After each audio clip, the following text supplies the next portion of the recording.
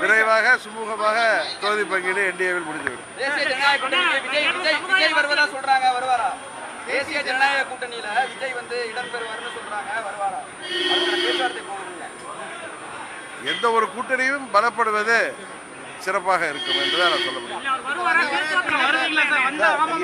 எந்த ஒரு கூட்டணியும் மேலும் கட்சிகள் வந்து பலப்படுவது ஒரு சிறப்பான விஷயம். இப்போ திமுக போற வர்றவங்க ரோட்டில் போறவங்க, தபால் போட வந்தவங்க, ஸ்விக்கியில் கொண்டாந்து கொடுக்க வந்தவங்க எல்லாரையும் கட்சியில் சேர்த்து அவங்களுக்குலாம் சீட்டு கொடுக்குறாங்கள, கூட்டணியில் சேர்த்து. அது மாதிரி அம்மா புரட்சித் தலைவர் காலத்தில் மந்திரி பதவிகள், பொருளாதார வளர்ச்சிகளை பெற்றவங்கள்லாம் காலாவதியானவங்களெல்லாம் அங்கே சேர்த்து சீட்டு கொடுக்குறாருல திமுகவில்.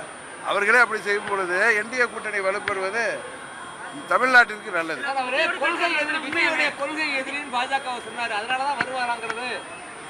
நீங்க இது போன்ற தேர்தல் நேரத்தில் கூட்டணி என்பது யார் ஆட்சிக்கு வர வேண்டும், யார் ஆட்சியில் வரக்கூடாது என்பதற்கு தான். அது ஒரே இதுதான். மற்றபடி ஒரே கொள்கை இருக்கிறவங்கெல்லாம் ஒரே கட்சியாக இருந்துட்டு போயிடலாம். அது மாதிரி எதிர்கொள்கை இருப்பவங்க இப்போ காங்கிரஸ் கம்யூனிஸ்ட் சேரலையா கூட்டணியில்? அது மாதிரி தான் பழைய கட்சி. எப்படி சார் அப்போ ஷேர் எப்படி சார் பண்ணுவாங்க? அவங்களுக்கு பவர் எப்படி ஷேர் பண்ணுவாங்க? இல்லை நான் வந்து எங்கள் கூட்டணி இன்னும் வளப்பெற வேண்டும் என்ற விருப்பத்தில் சொல்கிறேன். மற்ற விஷயங்களை அண்ணன் இபிஎஸ் அவர்களும் பாஜகவின் டெல்லியை சேர்ந்த தலைவர்களும் பார்த்து எங்கள் விருப்பமும் ஏடிமிக்க பெரும்பான்மையோடு ஆட்சி அமைக்க வேண்டும் என்பதுதான். அது எங்களது விருப்பம். நான் பலமுறை சொல்லிட்டேன், எங்களது விருப்பம்.